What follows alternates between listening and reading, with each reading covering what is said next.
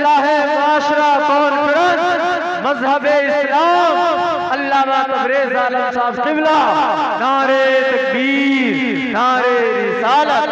जवाब नहीं दिया। मुनाफिक कौन है? मुनाफिक है वो जो इंतजार करे कि लोग मुझे सलाम करें, और मोमिन है वो जो बढ़ करके अपने भाई को सलाम करे। कमेटी वालों सलाम करो कि ये सिर्फ बिल्ला डाले रहो। नानपारा में आइए तो मेरी तरफ से आपकी चाय की दावत है ना, सिर्फ मोहब्बत की। और एक बात आप मुझे बताइए, ये मौलाना अब्दुल रशीद साहब लखीमपुर खीरी के रहने वाले, जामिया चिश्तिया मिसबाहुल उलूम, मेहनत करके 2-2, 4-4, 10-10 रुपए इकट्ठा करके मदरसा चला। इनसे मेरी दुआ सलाम। अगर आप मुझसे कहें, इनसे कहें कि हजरत मौलाना तबरेज़ साहब जो हैं घमंडी हैं, तो ये कहेंगे ऐसी बात तो नहीं है, वो तो मुझसे दुआ सलाम करते हैं। तो दुआ सलाम घमंड में भी बचाता है। सच। आज हम कहां सीख रहे हैं दीन? आज घरों से बरकतों का खात्मा इसीलिए हो गया मुसलमानों के कि हमने बरकतों का जरिया ही, बरकतों के असबाब हमारे पास है लेकिन हासिल नहीं कर पा रहे। आज हम अपने बच्चों को सिखा के, आज छोटे छोटे बच्चे हमारे, हम उनका चेहरा तो देखते रहते हैं लेकिन न कभी सिखाने की तौफीक होती न सीखने की। यानी मुसलमान को ये मालूम ही नहीं है कि बच्चों को सलाम करना चाहिए। तो जब हम नहीं करेंगे तो हमारे बच्चे कहां से सीखेंगे? अपना आप बच्चों को सलाम करो या ना करो, लेकिन मेरे नबी की हदीस बोलती है कि जब मेरे नबी बच्चों के पास से गुजरते थे तो बच्चों को भी सलाम किया करते थे। जोर से बोलो सुभान अल्लाह। जब मेरे नबी बच्चों के पास से गुजरते थे तो बच्चों को भी, तो आप भी करेंगे बच्चों को सलाम।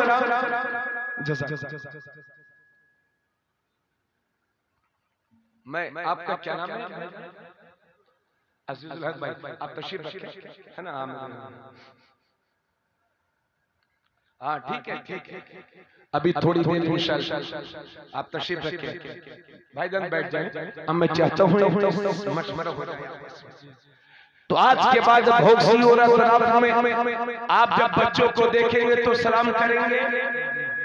शरीयत तबीयत आपकी कहेगी कि मत करिए, तो 20 साल का लड़का है तो 70 साल का है, तबीयत कहेगी सलाम मत कर, मगर नबी की सुन्नत बोलती है सलाम कर।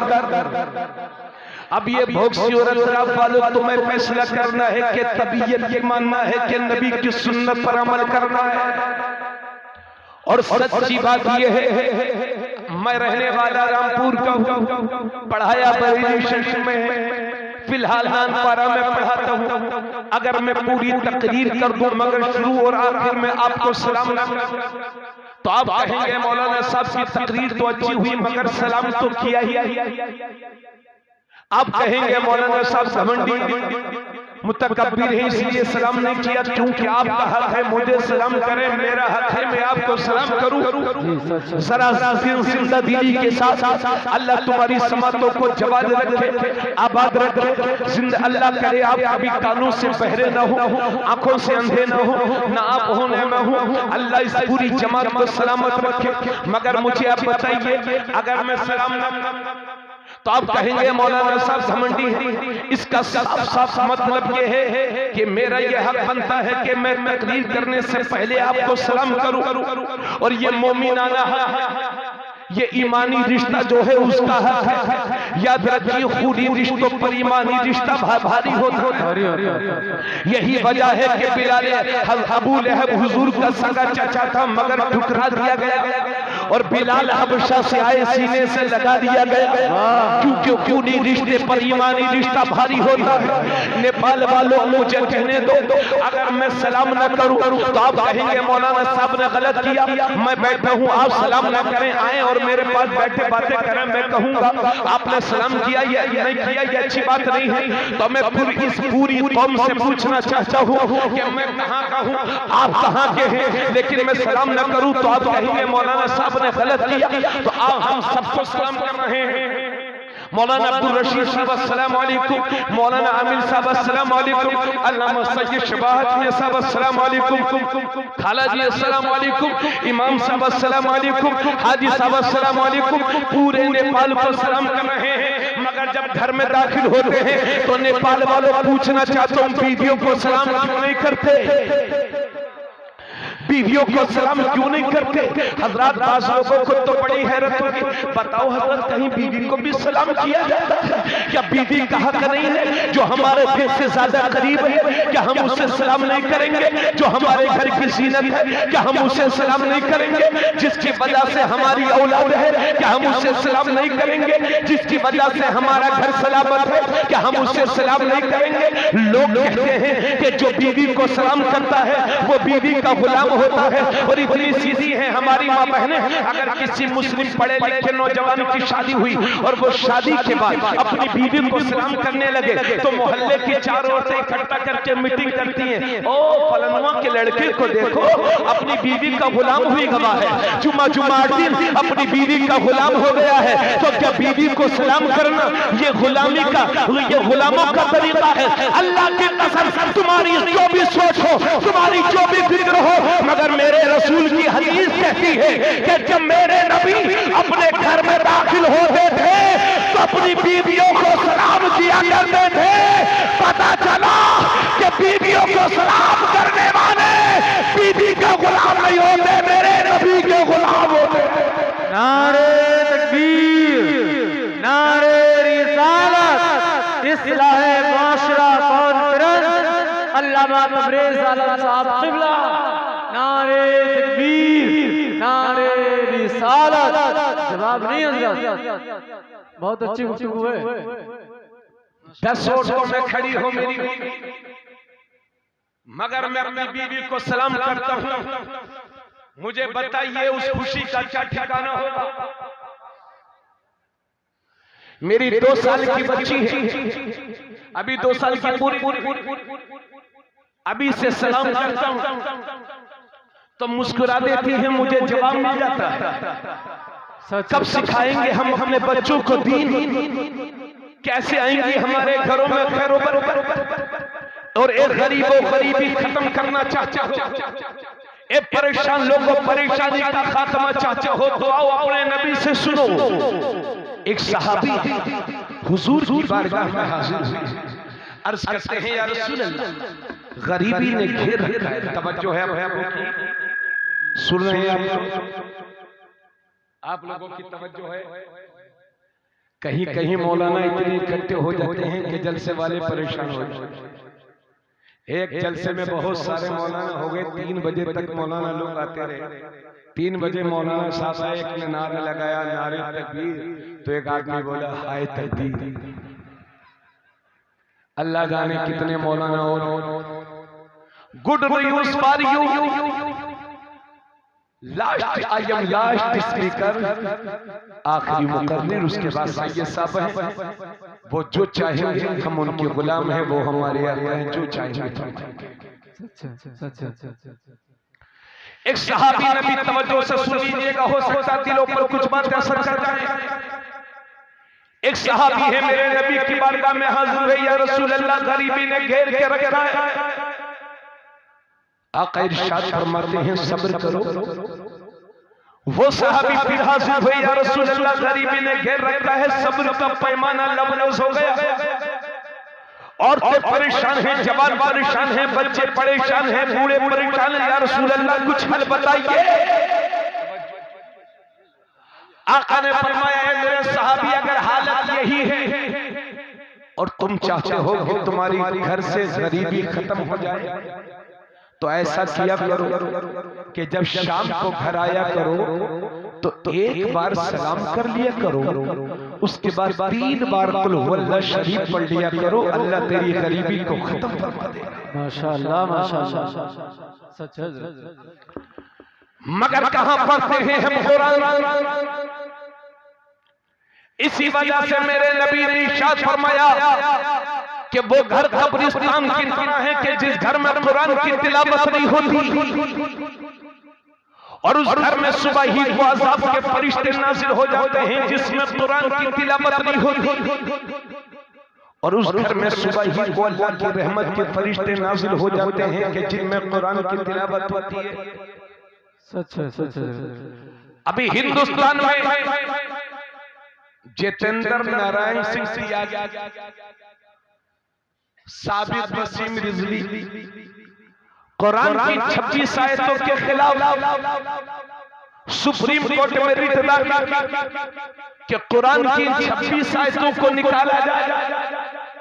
आया था कुरान की आयतों को निकालने, कुरान ही ने निकाल के जहन्नम में ढकेल दिया। वाह वाह, जरा जोर से बोलो। सुप्रीम कोर्ट में रिट दाखिल कि मैं तो उसी वक्त से चीख के पूरे मुल्क में जहां जा रहा था बता रहा था, और नेपाल के मुसलमानों आपसे भी कहना चाहता हूं, कुरान की हिफाजत मेरा रब फरमा रहा है। इसलिए दुनिया के किसी इंसान या किसी जज में इतनी ताकत नहीं है कि कुरान की एक आयत तो दूर की बात एक हर्फ भी मिटा सके। हक है बिल्कुल, जोर से बोलो। कुरान दुनिया के किसी परेश में ऐसी ताकत नहीं है, और मैं तो चैलेंज करता हूं कि सारी दुनिया में पाबंदी लगा दी जाए कि 100 साल तक कोई किताब न छपेगी। अल्लाह की कसम, दुनिया की सारी किताबें मिट जाएगी।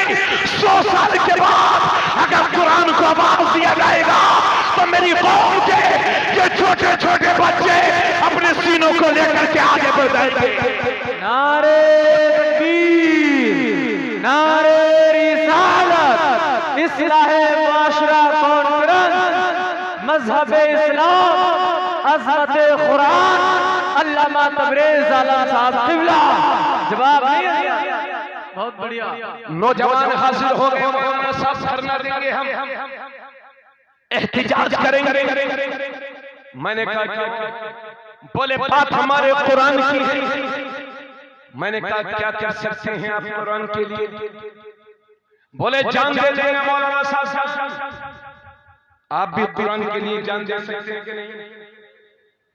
ईशा के बाद से आप तक बार बार आपसे पूछा जा रहा है नबी के नाम पर। सर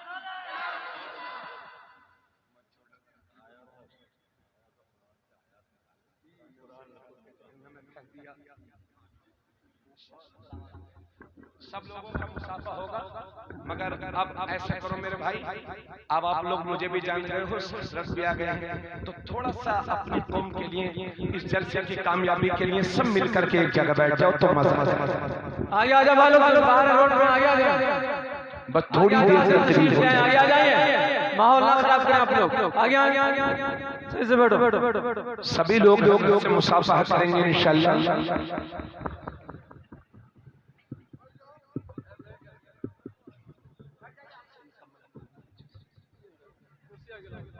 सब लोग बैठ जाएं ताकि इस जलसे पर ना कामयाबी का दाग ना लगे, है ना?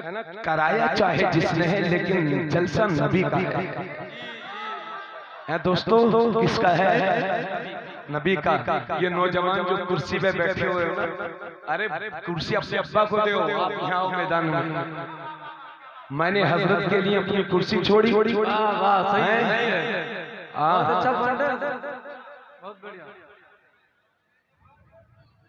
कुछ लोग ईशा के बाद से आते हैं कि किसी मौलाना साहब की मानना ही नहीं है, 2 बजा देंगे लेकिन किसी मौलाना की नहीं मानेंगे, बैठेंगे कुर्सी में वो भी कोने। चलो भाई, अल्लाह सलामत रखे, अल्लाह तुम्हें कुर्सी ऊपर ही बिठाए।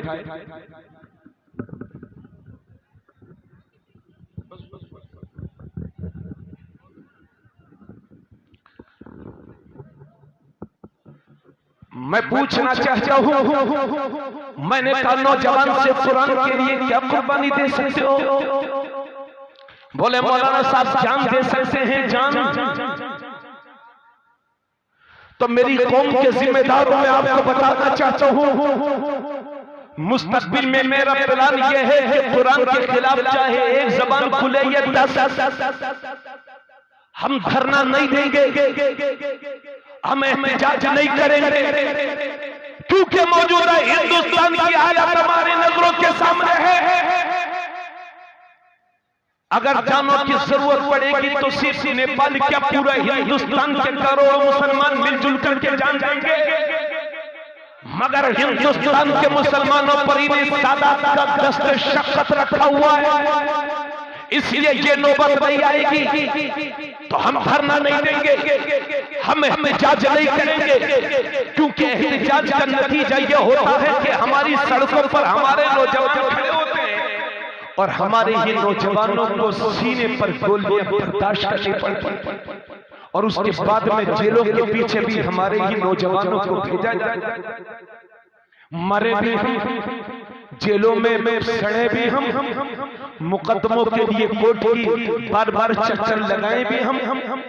इसलिए मेरा आइंदा प्लान यह है, प्रोग्राम यह है कि अगर कुरान के खिलाफ चाहे एक आयत, एक जबान खुले या 10, हम धरना नहीं देंगे, हम एहतजाज नहीं करेंगे, बल्कि मेरे मिशन के साथ हाथ उठा करके तायीद कीजिएगा।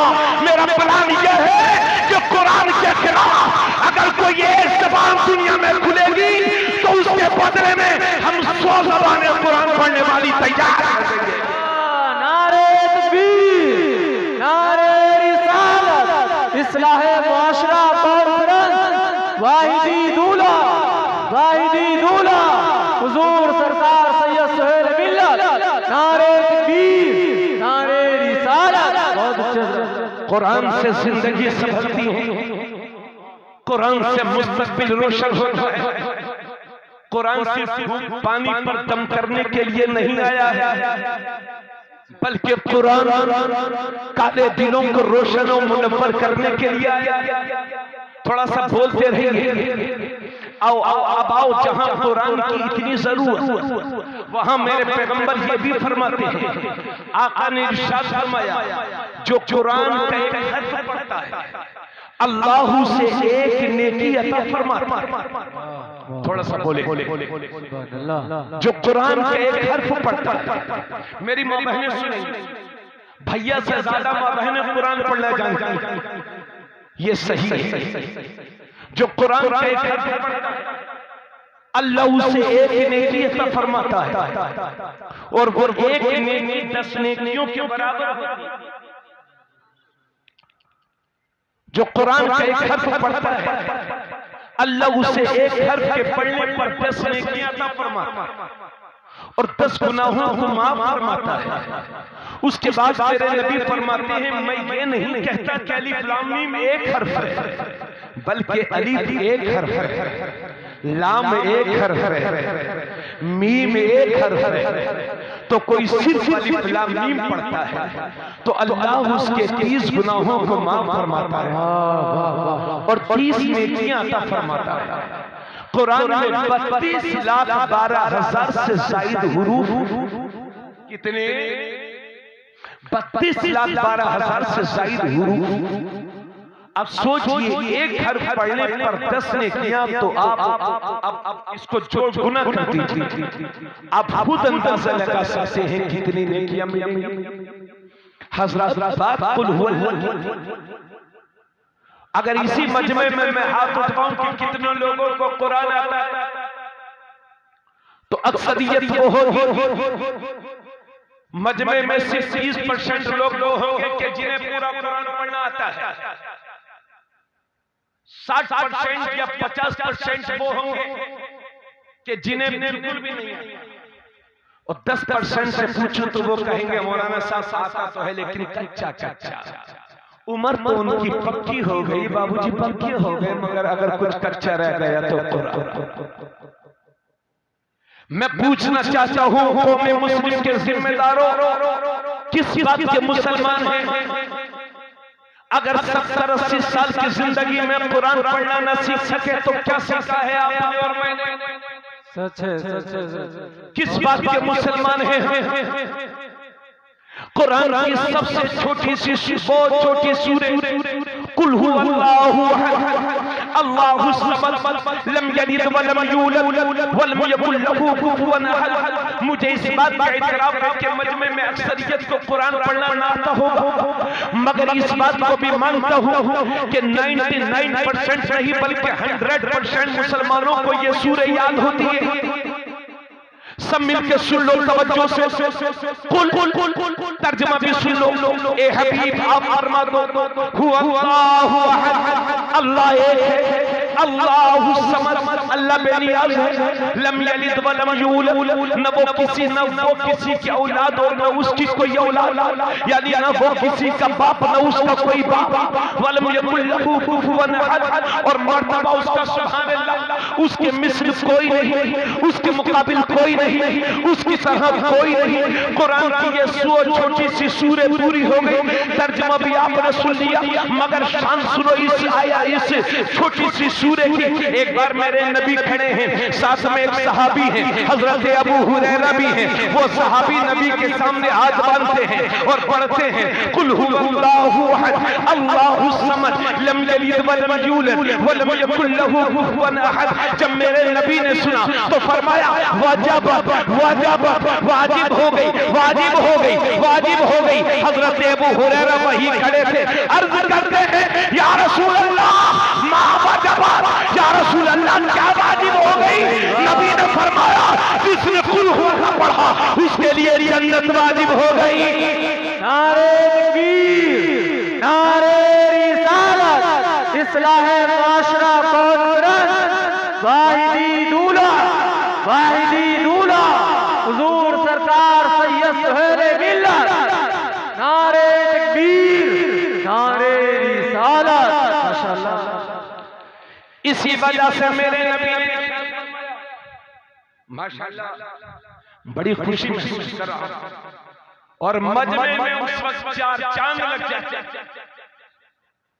जब शहजादा गौसे आज़म मजहर तजल्लिया के वाहिद मस्तर फयूज़ बरकत मोतमद उलमा व मशाइख मखदूम गिराम बका हजरत अल्लामा शाह सैयद सुहेल है साहब किबला बिलगिराम शरीफ बोले सुभान अल्लाह।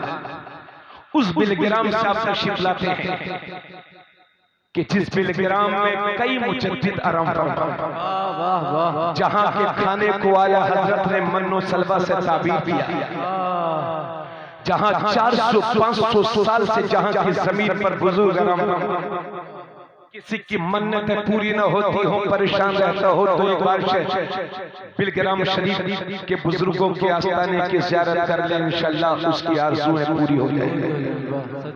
हिंदुस्तान के 15 से 20 करोड़ सुन्नी मुसलमानों की जो मुक़द्दस हस्तियां सरपरस्ती करती हैं, उनमें नुमाया शख्सियत हुजूर सुहेल।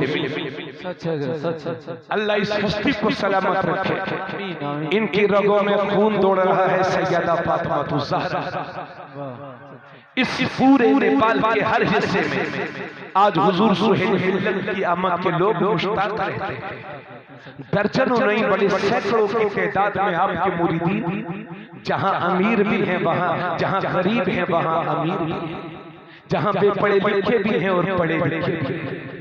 ये जवान सा चेहरा जो नजर आ रहा है, शेख सादी फरमाते हैं बुजुर्गी बाअक़ल से ना पाऊंगा, बुजुर्गी अकल से होती है उम्र से नहीं।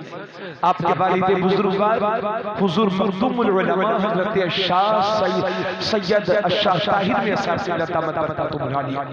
जिनका भी 2-3 महीने पहले विसाल हुआ, अल्लाह उनके आस्थाने पर हजारों बार रहमत और नूर की बारिश नाज़िल फरमाए। ये वो मुक़द्दस हस्ती है कि जिनकी आमद का पूरा नेपाल मुश्ताक रहता है। इसलिए आज की इस नूरानी महफिल में जो आए हैं और आज तक किसी के मुर्शिद के दामन से वाबस्ता नहीं। याद रखें, जो लोग किसी मुर्शिद के दामन से वाबस्ता नहीं होते, शैतान उनको बहुत जल्द चंगुल में ले लेता है। आइए